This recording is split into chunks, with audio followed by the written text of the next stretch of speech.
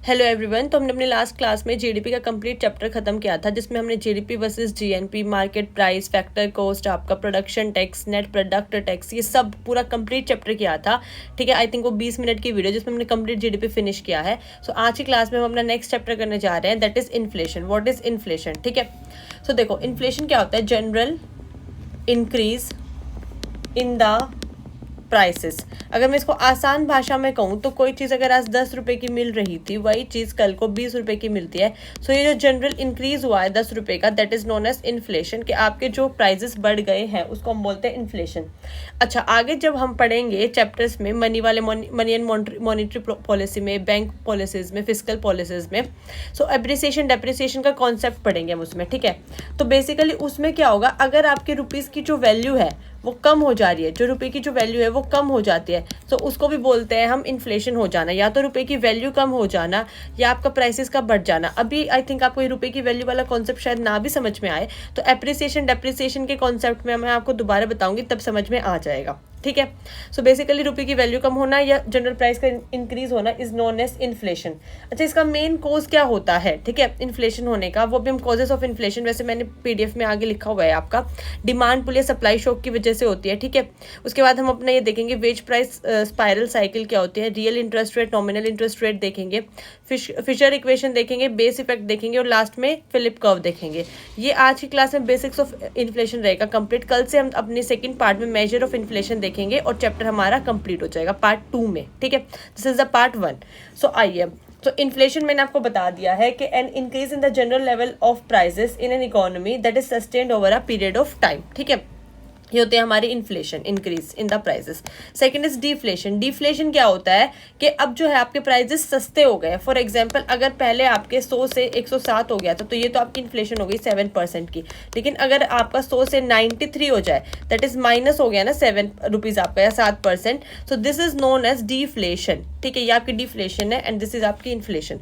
सो अगर आपके प्राइजेस सस्ते हो गए, आसान भाषा में प्राइजेस सस्ते हो गए या कम हो गए बेसिकली, ठीक है, सो उसको हम बोल देते हैं डिफ्लेशन। डिफ्लेट हो गया। देखो, इन्फ्लेट होता है कि कोई चीज़ आपकी जो है, एक तरीके से हम बलून को इन्फ्लेट करते हैं तो फूल जाता है, लेकिन जब वो डिफ्लेट हो जाता है, ठीक है, तो इस तरीके से होता है। So this is known as deflation. Then हमारा नेक्स्ट कॉन्सेप्ट है डिसइन्फ्लेशन। ठीक है, डिसइन्फ्लेशन होता है आपका कि प्राइसेस बढ़ तो रहे हैं पर पहले के जितने तेजी से नहीं बढ़ पा रहे हैं। ठीक है, फॉर एग्जांपल, अब अगर पहले आपका 100 से 107 हुआ था, सो अब आपका 100 से 104 हो रहा है। ठीक है, या फिर 104 से फिर उसमें मान लो 1 रुपये का इजाफा हो रहा है तो वो 105 हो रहा है। सो इंक्रीमेंट तो है 1 रुपये का, बट उतनी तेजी से नहीं है, इसलिए इसको बोला जाता है डिसइन्फ्लेशन। इसकी डेफिनेशन रहेगी, it is the decrease in the rate of inflation. Decrease in the rate of inflation, कि इन्फ्लेशन तो हो रही है बट उसका रेट, उसका जो दर है, उसकी जो मात्रा है वो बेसिकली स्लो डाउन हो गई है, डिक्रीज हो गया है। ठीक है, सो ये होता है हमारा डिसइन्फ्लेशन। नेक्स्ट अब हम चलते हैं कॉजेस ऑफ इन्फ्लेशन, जिसमें आपके 2 कॉन्सेप्ट है, एक तो डिमांड पुल है, एक आपका कॉस्ट पुश या सप्लाई शॉक है। ठीक है, सो देखो सबसे पहले बात करते हैं हम डिमांड पुल की। देखो, अगर किसी भी स्कैरसिटी की वजह से डिमांड बढ़ जाए, मतलब आगे से जो आपका रॉ मटेरियल आ रहा था वो कम्प्लीटली नहीं आ पा रहा है, या कोई भी चीज़ हो रही है जिसकी वजह से आपकी जो है सप्लाई इक्वल अमाउंट में नहीं है और डिमांड आपकी इंक्रीज हो गई है, सो उसको हम बोलते हैं डिमांड पुल इन्फ्लेशन। डिमांड जो है पुल हो गई ऊपर की तरफ। ठीक है, आप इसको रियल लाइफ से रिलेट करके देखो कि पुल होता है खींचना, सो डिमांड जो है पुल हो गई है एक तरीके से। So this happens when aggregate demand outstrips aggregate supply. जब आपकी एग्रीगेट डिमांड है वो कंपैरेटिवली ज़्यादा हो जाए आपकी एग्रीगेट सप्लाई से। ठीक है, अच्छा, इसके एग्जाम्पल्स आप कुछ लिख लीजिए कि कब कब ऐसा देखने को मिलता है। एक कोई भी ग्रोइंग इकोनॉमी है, so a growing economy, over expansion of money, over expansion of money. मैं समझाती हूँ मैं क्या कहना चाह रही हूँ कि ग्रोइंग इकोनॉमी में जब भी आपका एक्सपेंशन ऑफ मनी होता है, मतलब अगर कल को आरबीआई ने बहुत ज़्यादा पैसा प्रिंट करके मार्केट में डाल दिया, तो आपका प्राइस जो एक्सपेंड, मतलब मनी जो है वो एक्सपेंड हो गई। पहले अगर मान लीजिए 100 रुपये के सिर्फ 2 नोट थे मार्केट में, अब आरबीआई ने बहुत ज़्यादा पैसा प्रिंट करके मार्केट के अंदर डाल दिया, अब 2 की जगह 20 नोट आ गए 100 रुपये के। ठीक है, तो देखो लोगों की जेब में पैसा ज़्यादा आ गया, पॉकेट में जो है लोगों की मनी बहुत ज़्यादा आ गई है, जिसकी वजह से लोग ज़्यादा खर्चा करेंगे, मतलब कि ऑटोमेटिकली डिमांड बढ़ जाएगी। लेकिन सप्लाई तो उतनी ही है मार्केट में, तो सप्लाई बेसिकली जब कांस्टेंट है आपकी, ठीक है, उतनी ही, तो डिमांड बढ़ गई है, जिस वजह से आपकी जो है इन्फ्लेशन बढ़ जाएगी, ऑटोमेटिकली चीज़ें जो है हैवी हो जाएंगी, मतलब महंगी हो जाएंगी। ठीक है, सो ये हमारा होता है आपका, मैं एक सेकेंड इसको छोटा कर देती हूँ क्योंकि यहाँ पे मुझे आपको और रीजंस भी बताने हैं, ठीक है। देखो अब नेक्स्ट हमारा जो मेन रीज़न होता है इसका वो क्या है अपना, इसके बाद हमारा आता है गवर्नमेंट कटिंग। अगर डायरेक्ट टैक्स रेट, अगर जो हमारी गवर्नमेंट है वो डायरेक्ट जो टैक्स रेट है उनको कट कर देती है, डायरेक्ट टैक्स रेट्स को कट कर देना, ठीक है। मतलब अगर वो टैक्स, सीधी सीधी आसान भाषा में समझ लो, अगर वो टैक्स को डिक्रीज कर दे, कम कर दे बेसिकली, तो लोगों के पास, आपको हर सिचुएशन में ये देखना है किस किस सिचुएशन में लोगों के पास जो मनी है वो ज़्यादा बच रही है। क्योंकि जब जब मनी लोगों के पास ज़्यादा होगी, उनकी पॉकेट में ज़्यादा होगी, इट मीन्स उनकी डिमांड बढ़ जाएगी मार्केट में, लेकिन सप्लाई कॉन्स्टेंट है तो सीधी सी बात है आपकी इन्फ्लेशन हो जाएगी। सो टैक्स कम हो गया, अब लोगों को कम टैक्स देना है तो ऑब्वियस सी बात, पैसा उनके पास ज़्यादा है तो महंगाई ज़्यादा हो जाएगी। या मान लो किसी की सैलरी बढ़ जाए, ग्रोथ इन वेजेस, ठीक है, इसमें तो आई थिंक कोई एक्सप्लेनेशन की ज़रूरत नहीं है, सैलरी बढ़ गई, सीधी सी बात है। या फिर हायर इन्फ्लेशन एक्सपेक्टेशन रखना, ठीक है, कि आपकी जो आपकी है महंगाई वो होने वाली नहीं थी लेकिन आपने एक्सपेक्ट किया, जिसकी वजह से आपने अपने फैक्ट्री ओनर को जाके बोल दिया, हमें ऐसा लगता है मान लो 100 वर्कर्स ने इकट्ठे होके कि कल को महंगाई बढ़ने वाली, किसी ने अफवाह फैला दी, ठीक है, तो आप हमारी सैलरी इंक्रीज कर दो। अब फैक्ट्री का ओनर आपकी सैलरी तो इंक्रीज कर देगा, ठीक है, लेकिन वो भी तो कहीं से आगे से पैसा, अगर उसको फायदा नहीं होगा तो क्या फायदा, तो इसलिए वो क्या करेगा, जो मार्केट में सामान बेच रहा है आगे, उसकी सप्लाई जो है उसकी भी कॉस्ट इंक्रीज कर देगा, फिर तो वो चीज़ महंगी हो जाएगी, तो ऑटोमेटिकली आपकी वहाँ पे महंगाई बढ़ जाएगी।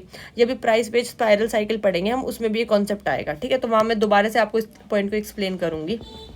नेक्स्ट हम चलते हैं कॉस्ट पुश या सप्लाई शॉक की वजह से। देखो कॉस्ट पुश होता है किसी भी चीज़ की पुश, ठीक है, कॉस्ट को पुश कर देना, मतलब जो कॉस्ट ऑफ प्रोडक्शन है किसी भी चीज़ का, कॉस्ट ऑफ प्रोडक्शन अगर इंक्रीज हो जाए, ठीक है, ड्यू टू कोई भी रीज़न हो सकता है, तो आपका जो प्रॉफिट है वो ज़्यादा करने के लिए प्राइस बढ़ा देते हैं। मतलब अगर मान लो कॉस्ट ऑफ प्रोडक्शन का मतलब है यहाँ पे रॉ मटेरियल से, ठीक है, अगर एक पेन बनाने की फैक्ट्री है और उसके लिए जो भी प्लास्टिक चाहिए, आपको इंक चाहिए, मान लो उसका किसी भी फैक्टर की वजह से रॉ मटेरियल का जो प्राइस है वो बढ़ गया है, तो वही बात आती है, अब जो फैक्ट्री ओनर है वो अपने घर से तो पैसा लगाएगा नहीं, तो वो क्या करेगा आगे, मान लो वो पेन अगर पहले वो 10 रुपये का बेच रहा था और रॉ मटेरियल बढ़ने की वजह से उसका भी नुकसान हो गया, तो अब वो उसी पेन को सेम को 12 रुपये का बेच देगा। तो कॉस्ट, क्योंकि कॉस्ट पुश हुई रॉ मटेरियल की, इसलिए आपकी पेन की भी कॉस्ट बढ़ गई, ठीक है। सप्लाई शॉक का यहाँ पे मतलब है, मैं आपको अलग अलग समझा रही हूँ। देखो सप्लाई शॉक का मतलब ये होता है कि डिमांड तो उतनी ही है मार्केट में, डिमांड इज सेम, डिमांड आपकी उतनी ही है जितनी पहले थी, बट सप्लाई नेचुरली कम हो गई। अब वो कोई भी डिजास्टर की वजह से हो सकता है, कुछ भी हो सकता है, ठीक है। सो अब आप कोई भी एमसीक्यू लगाएंगे और इस तरीके के वर्ड्स देखेंगे, cost push, supply shock, demand pull, तो मैंने एक एक का खोल खोल के मतलब बिल्कुल समझा दिया है। इसके भी कुछ आप एग्जाम्पल्स नोट डाउन कर लीजिए। इसमें भी एक एग्जाम्पल आता है राइजिंग इन वेजेस, मान लो किसी की सैलरी बढ़ गई है, ठीक है, या फिर इंक्रीज हो गया, मैंने अभी बताया जैसे कि रॉ मटेरियल का price, increase in the raw material price, ठीक है, या फिर आपके हायर इनडायरेक्ट टैक्स बढ़ गया हो गए, मतलब higher indirect taxes, indirect tax का आपका रेट बढ़ गया है, ठीक है, या करेंसी डेप्रिशिएट हो गई, करेंसी डेप्रिसिएशन, ये मैं आपको अच्छे से समझाऊंगी डेप्रिसिएशन एप्रिसिएशन क्या होता है। आप चैनल को सब्सक्राइब कर लीजिए ताकि आपको मॉनेटरी पॉलिसी और फिस्कल पॉलिसी में समझ में आ जाए। या कोई भी आपका नेचुरल डिजास्टर या नेचुरल कैलेमिटी हो गई जिसकी वजह से आपका, क्योंकि कोई भी अगर सामने से नेचुरल कैलेमिटी होगी तो ऑब्वियसली बात है नेचुरली सप्लाई आपकी कम हो जाएगी। या एक और पॉइंट आता है इसमें, किसी ने डेलिबरेटली जो है सप्लाई जानबूझकर कम कर दी, जैसे अभी आपने फार्म बिल्स में पढ़ा था, उसमें से एक प्रोविजन ये था कि अभी आप जो है स्टोर करके रख सकते हो अनियंस को, ठीक है, इस तरीके से। सो डेलिबरेटली अगर अभी आप स्टोर कर लोगे तो कल को जब महंगाई, अभी महंगाई आप मार्केट में क्रिएट कर दोगे क्योंकि आप सप्लाई अभी मार्केट में कम कर दोगे और डिमांड तो उतनी ही है या बढ़ जाएगी। सो उस तरीके से भी आप डेलिबरेटली जो है अपनी सप्लाई को कट कर देते हो, ठीक है। अब हम चलते हैं इसमें प्राइस या वेज प्राइस स्पाइरल साइकिल। ये मेरे को भी काफ़ी अच्छा टॉपिक लगता है क्योंकि ये बहुत ही प्रैक्टिकल एग्जाम्पल है। देखो मैं इसकी बता देती हूँ बेसिकली इसको एक्सप्लेन कैसे किया जाता है। इसमें क्या होता है, द कोज एंड इफेक्ट का रिलेशनशिप होता है, ठीक है, मतलब एक कोज है और एक उसका इफेक्ट होगा नेचुरल, ठीक है। तो देखो एक ये कोज होगा और उसका ही आपका इफेक्ट दिख जाएगा सामने, ठीक है, between rising prices and inflation. So it is a vicious cycle, ये बहुत ही एक विशियस साइकिल होती है, इन विच the wages will increase causing prices to increase which is in turn create demand the higher wages। अब मैंने क्या बोला, मैं आपको आसान भाषा में समझाती हूँ। देखो मान लो हायर इन्फ्लेशन एक तरफ, ठीक है, और हम एक तरफ लिख लेते हैं आपकी डिमांड फॉर हायर वेजेस, ठीक है। अब जो मैं आपको एग्जाम्पल समझा रही थी फैक्ट्री वाला, वो यहाँ पर काम आएगा, ठीक है। देखो ये कोई मान लो 100 वर्कर्स है जो एक फैक्ट्री में काम करते हैं, इन्होंने कहीं से उड़ती उड़ती अफवाह सुनी, ठीक है, थोड़े ज़्यादा ले लेते, 1000 वर्कर्स ले लेते हैं, तो इन्होंने कहीं से उड़ती उड़ती अफवाह सुनी कि कल को या 10 दिन बाद मार्केट में प्याज जो है वो महंगे हो जाएंगे, अनियन जो है वो महंगे हो जाएंगे, ठीक है। सो ये फैक्ट्री ओनर के पास जाते हैं और उनको बोलते हैं कि अरे ओनर, आप हमारी जो है सैलरी बढ़ा दीजिए क्योंकि महंगाई बढ़ने वाली है। ये सिर्फ एक अफवाह थी, ठीक है। अब क्योंकि इन्होंने इतना ज़्यादा ओनर के ऊपर प्रेशर बनाया तो ओनर को नेचुरली प्राइस इंक्रीज करने पड़े। अब जब वो सैलरी इंक्रीज करनी पड़ी, तो जब उस ओनर ने सैलरी इनकी इंक्रीज कर दी, तो ये जो सैलरी इंक्रीज हुई है, जहाँ वो पहले 100 रुपये देता था अब वो 150 रुपये देता है, तो ये 50 रुपये वो कहीं से तो निकालेगा एक्स्ट्रा। सो उसने क्या किया, जो वो बाहर अपना, मान लो फॉर एग्जाम्पल इनकी पेन की फैक्ट्री थी, तो जो एक पेन 20 रुपये का बेचता था, अब उसने वो 30 रुपये का कर दिया, ठीक है। अब मार्केट में लोगों के पास तो पैसा उतना ही था, लेकिन अब क्या हो गया, प्राइस महंगा हो गया पेन का, तो नेचुरली इन्फ्लेशन आपकी जो हो गई, बढ़ गई। सो आपको ये विशेष साइकिल समझ में आई कि क्योंकि ये सिर्फ एक अफवाह थी, एक्चुअल में ऐसा कुछ भी नहीं होने वाला था, एक्चुअल में इन्फ्लेशन आपकी नहीं बढ़ने वाली थी, लेकिन लोगों ने ऐसा अज्यूम कर लिया अपने आप ही, कहीं से सुन के, या कोई भी अफवाह हो सकती है, ठीक है। और इस कारण में उन्होंने ओनर को बोला कि आप हमारी सैलरी बढ़ा दो, जिसकी वजह से, सैलरी बढ़ने की वजह से हायर इन्फ्लेशन आपकी हो गई, ठीक है। सो इस, और ये साइकिल आपकी चलती रहेगी क्योंकि डिमांड आपने वेजेस की ज़्यादा की, उसकी वजह से इन्फ्लेशन हो गई, नेचुरली ऐसा कुछ नहीं होने वाला था। तो इसलिए इसको बोला गया है वेज प्राइस स्पाइरल साइकिल। तो ये एक साइकिल का एक तरीके से लूप बन जाता है, ठीक है। तो अब हम आगे चलते हैं, इसमें real interest rate and nominal interest rate बहुत ही इंपॉर्टेंट, बहुत ज़्यादा इंपॉर्टेंट ये कॉन्सेप्ट है।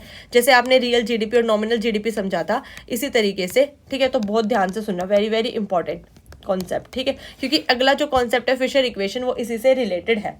अब मैं आपको बहुत ही रियल लाइफ का एग्जांपल एक तरीके से समझाती हूँ, तो आपको रिलेटेबल लगेगा। मान लो ये कोई ए आदमी है, ठीक है, और ये कोई बी आदमी है, ठीक है। अब ए के पास बहुत पैसा है, ठीक है, ये क्रेडिटर बना देते हैं, और ये डेब्टर है, मतलब इसको उधार लेना है, इसके पास पैसे की कमी है। तो बी ने बोला भाई ए, तू मुझे 100 रुपये उधार दे दे, ठीक है। तो ए ने बोला मैं तुझे दे तो दूंगा, लेकिन जब तू मुझे रिटर्न करेगा तो इन रिटर्न तू मुझे 107 रुपये देगा, ठीक है। तो क्योंकि उसने बोला भाई ऑब्वियस सी बात है ब्याज पे पैसे देगा, तो उसने बोला कि जब तू मुझे इंटरेस्ट ब्याज के साथ पैसे देगा तो तू मुझे 107 रुपये वापस कर देगा। अब मार्केट में जो इन्फ्लेशन का रेट है वो ए ने चेक नहीं किया, तो इन्फ्लेशन भी इस टाइम पे 7% है। तो क्या आप लोगों को लगता है ए को एक्चुअल में कोई फायदा हुआ होगा? नहीं हुआ होगा। अब कैसे नहीं हुआ होगा हम वो समझते हैं। देखो, जितना कम इन्फ्लेशन होगा ना इस टाइम पे, जितना कम इन्फ्लेशन होगा उतना ही ए को फायदा होगा रियल इंटरेस्ट रेट में। अब वो कैसे है मैं बताती हूँ। आज के टाइम पे अगर ए के पास, हम एक बहुत छोटा सा एग्जांपल लेते हैं, अगर आज के टाइम पे इस ए के पास यही 100 रुपये होते, सो इनसे फॉर एग्जांपल वो 4 एप्पल खरीद लेता, ठीक है, खरीद लेता एप्पल्स। लेकिन अब क्या हो गया, उसने ये दे दिए बी को, तो बी ने क्या किया, फॉर एग्जाम्पल उसको एप्पल्स की नीड थी, तो इसने अपने 4 एप्पल खरीद लिए, ठीक है, 4 एप्पल खरीद के रख लिए। अब क्या हुआ, मार्केट में महंगाई बढ़ गई और जो 4 एप्पल का प्राइस था 100 रुपये पहले, अब वो बढ़ के हो गया 107 रुपये, ठीक है, 107 रुपये, क्योंकि इन्फ्लेशन बढ़ गई है। तो जब बी इसको वापस करेगा 107 रुपये, तो क्योंकि बी ने तो अपने 100 रुपये के 4 एप्पल खरीदे थे, तो ए को वही 4 एप्पल अब कितने में खरीदने पड़ेंगे, 107 रुपये के अंदर। समझ गए आप कॉन्सेप्ट। बी तो 100 रुपये के खरीद के बैठा है, उधार लेके खरीदो चाहे उसने, लेकिन उसने उस टाइम पे खरीदे जब इन्फ्लेशन नहीं थी। अब क्योंकि इन्फ्लेशन का रेट भी उतना ही बढ़ गया जितना उसका इंटरेस्ट रेट था, सो इस वजह से ए को कोई फायदा नहीं हुआ। ए ने वही 107 रुपये के 4 एप्पल्स खरीदे हैं आज के टाइम पे। सो जितना इन्फ्लेशन का रेट कम होगा, अब हम एग्जाम्पल ले लेते हैं कम वाली सिचुएशन का, मैं यहाँ बता देती हूँ। मान लो इन्फ्लेशन का जो रेट है वो है 4% का, ठीक है। अब अगर ए बोलता है इसको कि तू मुझे इंटरेस्ट ब्याज समेत 7% के ही देगा, मतलब 107 रुपये ही वापस करेगा, तो जो एप्पल थे 100 रुपये के, जो 4 एप्पल मिल रहे थे, क्योंकि अब इन्फ्लेशन तो सिर्फ 4% ही हुई है, तो अब वो 104 में मिल जाएंगे 4 एप्पल्स। मानते हो बात? तो जब वो 4 रुपये में मिल जाएंगे तो 7 - 4, ए को कितने का प्रॉफिट हो गया, 3%, मतलब 3 रुपये का मान लो आप, यहाँ पे ए को 3 रुपीज़ का प्रॉफिट हो गया, ठीक है। सो ये होता है actual, this is the real interest rate, ठीक है। बेसिकली जो ए को आपको फायदा हुआ है, ठीक है, लेकिन जो ए को दिख रहा था 7% का, ये आपका था नॉमिनल इंटरेस्ट रेट, जो उसको एक्चुअल में लग रहा है। लेकिन जब हम नॉमिनल इंटरेस्ट रेट में से माइनस कर देते हैं इन्फ्लेशन, ठीक है। नॉमिनल इंटरेस्ट रेट कितना था आपका 7%, जो अभी आपने बोला था उसको देने के लिए, लेकिन इन्फ्लेशन कितना है 4% मार्केट में, तो आता है आपका रियल इंटरेस्ट रेट। ठीक है, और इसी को हम बोलते हैं फिशर इक्वेशन, दैट इज 3% है इस केस में। ठीक है, सो आई होप आपको समझ में आया होगा। तो अब जब भी किसी को बाहर लैंड आउट करो मनी, आपके पेरेंट्स करे, कोई भी करे, ठीक है, तो हमेशा आप देखना कि आप इन्फ्लेशन रेट को कैलकुलेट करके देना, उसमें से महंगाई के रेट को माइनस करके देना, वो आपका एक्चुअल में फायदा होगा, उसी को हम रियल इंटरेस्ट रेट बोलते हैं, रियल में जो आपको फायदा हुआ है। ठीक है, तो यहाँ पे मैं आपको एक बॉक्स बना के छोटी सी बात समझा देती हूँ। ठीक है, यहाँ पे आप लिख सकते हो अपनी एमसीक्यू सॉल्व करने के लिए। वैसे आपको कॉन्सेप्ट तो समझ में आ ही गया होगा। ठीक है, कि जितना ज़्यादा आपका इन्फ्लेशन रेट होगा, ठीक है, उतना आपका डेप्टर को फ़ायदा होगा, और जितना कम आपका इन्फ्लेशन रेट होगा उतना आपका जो है क्रेडिटर जो है, मतलब जो इस केस में ए था, उसको फ़ायदा होगा।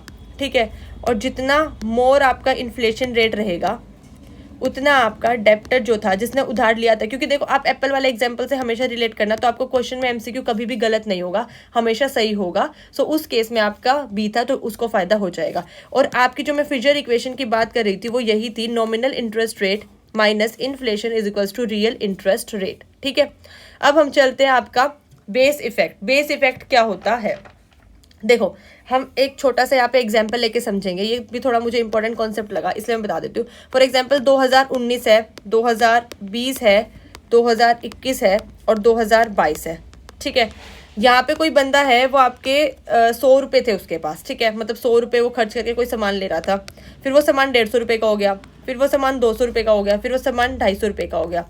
ठीक है, अब हम डिफरेंस ले लेते हैं यहाँ पे, ये है आपका बेसिकली 50% इंक्रीज हो गया। ठीक है, डिफरेंस कैसे लोगे, 50 अपॉन में 100 इस तरीके से। ठीक है, यहाँ पे इंटू 100 परसेंटेज में कन्वर्ट करने के लिए 50%। इसका कैसे लोगे, सेम वही, इनका डिफरेंस लेके अपॉन में 150 इंटू 100 33% आएगा, फिर यहाँ पे 25% आएगा। सो एक्चुअल में आपको लग रहा होगा कि देखो उसने 50 रुपये का अर्न किया, यहाँ पे भी आपको लग रहा है 200 माइनस 150 50 रुपये का इन टर्म्स ऑफ रुपीज़। ठीक है, 50 रुपीज़ का 250 minus 200 in terms of rupees आपको लग रहा होगा कि 50 रुपये बढ़ रहे हैं। बट जब आप परसेंटेज के टर्म्स में देख रहे हो, तो हर साल प्रीवियस ईयर का जब आप बेस ले रहे हो, तो वो तो इनफैक्ट डिक्रीज ही हो रहा है। सो बेसिकली इसी को बेस इफेक्ट बोला गया है, कि जो एक्चुअल में आपका दिखता है वैसा होता नहीं है, लेकिन जब हम परसेंटेज की टर्म्स में देखते हैं तब हमें एक्चुअल फिगर या डाटा पता चलता है। ठीक है, ये कॉन्सेप्ट मैंने यहाँ पे इसलिए बताया, ऐसा ही सेम आपका जीडीपी में भी अप्लाई होता है। तो मैंने वो लास्ट प्रीवियस वीडियो में बताया था, बट यहाँ पे मैंने इन्फ्लेशन से रिलेट करके दिखा दिया कि कोई चीज़ अगर आज 100 रुपये की है, फिर वो 150 रुपये की होगी, फिर 200 की, फिर 250 की, तो आपको लग रहा है 50 रुपये की महंगाई हो रही है। लेकिन जब हम बेस इफेक्ट से, मतलब प्रीवियस ईयर से कंपेयर करते हैं इन टर्म्स ऑफ परसेंटेज, तो हमें एक्चुअल फिगर या एक्चुअल डाटा का पता चलता है। ठीक है, उसके बाद आज की वीडियो का जो ये बेसिक पार्ट था, इसका लास्ट टॉपिक हम करेंगे फिलिप कर्व। ठीक है, उसके बाद कल से हम अपने measures of inflation, CPI, WPI, ये सब करेंगे। तो देखो फिलिप कर्व हमें क्या समझाती है, लेट मी ड्रॉ दिस। देखो ये हम अपना ग्राफ जो है, या कर्व आप बोल सकते हो, इसको ड्रॉ कर लेंगे। इस तरफ हमारा आएगा इन्फ्लेशन रेट, मतलब महंगाई का दर कितना चल रहा है वाई एक्सिस पे परसेंटेज में, और इस तरफ आएगा हमारा अनएम्प्लॉयमेंट। ठीक है, अनएम्प्लॉयमेंट, ठीक है, अनएम्प्लॉयमेंट रेट बोल सकते हो। देखो नॉर्मली क्या होता है, ऐसा बोलते हैं कि आपका 2 to 6% आरबीआई ने इन्फ्लेशन का रेट बोल रखा है। मॉनेटरी पॉलिसी जो हम मनी वाले चैप्टर में पढ़ेंगे, वो सेट करते हैं 2 से 6% के बीच होना चाहिए। सो 4 ± 2 बोल देते हैं इसको, 4 से के 2 भी जा सकता है, और 4 से 2 प्लस करोगे तो 6 तक जाना चाहिए मैक्सिमम। ये रेट होना चाहिए इन्फ्लेशन का मार्केट में, ना 6 से ज़्यादा हो, ना 2 से कम हो, क्योंकि अगर 2 से भी कम हो गया तो बेसिकली लोगों के पास पैसा नहीं है, तो डिमांड नहीं रहेगी, मतलब जो है वो भी हमारे लिए इकोनॉमी के लिए बेकार सिचुएशन है। ठीक है, सो ऐसा बोलते हैं कि एक ऑप्टिमम लेवल की इन्फ्लेशन मार्केट में होनी चाहिए। तो फिलिप कर्व हमें बताता है कि जितनी ज़्यादा इन्फ्लेशन होगी उतनी ज़्यादा मार्केट में एम्प्लॉयमेंट होगी, up to a certain limit. तो इसका जो ग्राफ बनता है वो देखो इस तरीके से बनता है। अब मैं आपको समझाती हूँ कैसे। मान लो ये कोई ए पर्सन है, ये कोई बी पर्सन है। ठीक है, देखो यहाँ पे इन्फ्लेशन बढ़ती जा रही है। ठीक है, वाई एक्सिस पे दिस इज 1 2 3, मान लीजिए 5 या सीधा 10 ले लो। ठीक है, और ये 20 ले लो ऊपर। ठीक है, तो अगर 10 पे आपकी 10% इन्फ्लेशन है मार्केट में, तो देखो उस टाइम पे आपका अनएम्प्लॉयमेंट रेट कितना कम है, 1 2 3, सिर्फ 3% लोग हैं जो अनएम्प्लॉयड है। ठीक है, 4 5 और ये मान लीजिए यहाँ पे 6 7 मान लेते हैं डायरेक्ट। ठीक है, तो अगर आपका जो बी वाला पर्सन है, मतलब बी जो रेट है आपका, अगर 10% इस टाइम पे इन्फ्लेशन रेट है, तो उस टाइम पे केवल और केवल 3% जो लोग हैं वो अनएम्प्लॉयड है। ठीक है। सिमिलरली अगर आपका इन्फ्लेशन कम है, देखो यहाँ पे आपका इन्फ्लेशन सिर्फ 3% है, उल्टा कर दो तो 7% लोग आपके अनएम्प्लॉयड हैं। तो कहने का मतलब ये, फिलिप कर्व ने हमें एक बात समझाई कि एक मॉडरेट लेवल की इन्फ्लेशन मार्केट में हमेशा होनी चाहिए, क्योंकि जितनी ज़्यादा इन्फ्लेशन होगी उतनी ज़्यादा एम्प्लॉयमेंट बढ़ेगी। अब वो कैसे बढ़ेगी? इन्फ्लेशन कब बढ़ रही है? अभी हम ऊपर पढ़ के आए हैं, जब लोगों की डिमांड बढ़ रही है, ठीक है। डिमांड कब बढ़ रही है? लोगों के पास पैसा ज़्यादा है। तो पैसा ज़्यादा है तो कोई भी सप्लायर, कोई भी फैक्ट्री ओनर, चाहे वो गवर्नमेंट ही क्यों ना हो, वो सोचेगी जब लोगों की जेब में पैसा है तो हम उसको इन्वेस्ट कर देते हैं। हम क्यों ना एक और, मान लो फॉर एग्जाम्पल ट्रेन खरीद लेते हैं, ठीक है, रेलवे में इन्वेस्ट कर देते हैं, या मान लो आप अपना एयरपोर्ट्स पे, एयरप्लेन्स में इन्वेस्ट कर देते हो, तो उसके लिए एम्प्लॉयमेंट जनरेट होगी। अगर आपको एक नॉर्मल हाईवे भी बनाना होता है फॉर एग्जाम्पल, ठीक है, तो उसके लिए आपको कितने लोग लगेंगे, है ना। तो उसके लिए आप एम्प्लॉयमेंट जनरेट करोगे, और ये एम्प्लॉयमेंट जनरेट होगी तो लोगों को रोजगार मिल गया। तो किस वजह से हुआ? क्योंकि इन्फ्लेशन बढ़ी थी। इन्फ्लेशन बढ़ी क्योंकि डिमांड लोगों की ज़्यादा थी, मतलब लोगों की जेब में पैसा ज़्यादा था, और पैसा ज़्यादा था तो लोग, सरकार ने सोचा, इन्वेस्टर ने सोचा इसको इन्वेस्ट करवा देते हैं, तो लोगों ने हाईवे बनाने के सोचा, ठीक है, बड़े बड़े इन्वेस्टर्स ने, जिसकी वजह से एम्प्लॉयमेंट जनरेट हो गई, है ना। सो सिमिलरली अगर 10% इन्फ्लेशन थी तो सिर्फ 3% आपका अनएम्प्लॉयमेंट रेट था। जहां पे आपकी इन्फ्लेशन कम हो गई, सिर्फ 3% रह गई, वहां पे आपका 7% अनएम्प्लॉयमेंट रेट हो गया, है ना। तो ये फैक्ट देख रहे हो आप। सो फिलिप कर्व हमें यही समझाती है, एक मॉडरेट लेवल की, एक सर्टेन लिमिट की इन्फ्लेशन आपकी कंट्री में रहनी चाहिए। ओके, सो आई होप आपका आज का लेक्चर समझ में आया होगा। कल हम अपना पूरा मेजर्स ऑफ इन्फ्लेशन करेंगे, सीपीआई कंज्यूमर प्राइस इंडेक्स करेंगे, पीपीआई करेंगे, ठीक है, डब्ल्यूपीआई करेंगे, wholesale price index, and GDP deflator, जो हमने लास्ट जीडीपी के चैप्टर में भी पढ़ा था कि किस तरीके से ये इन्फ्लेशन का मेजर करता है, मैंने उसमें भी बताया था आपको, ठीक है। सो अगर आपको आज की वीडियो पसंद आई हो तो please like, share and subscribe the channel. Thank you so much. जय हिंद।